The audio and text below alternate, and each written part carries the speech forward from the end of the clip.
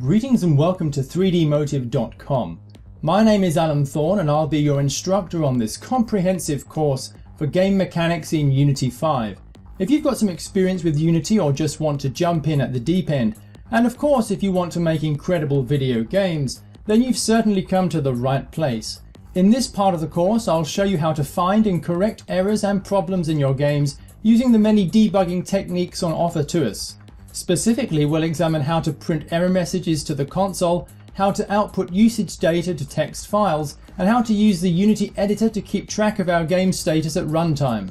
We'll also jump into MonoDevelop and examine its wealth of debugging features for analyzing our code step by step to identify the source of problems. And then finally, we'll look at the profiler and the build process for optimizing our games and deploying them to our target devices for testing. Overall, there's a lot to consider here, so let's get started.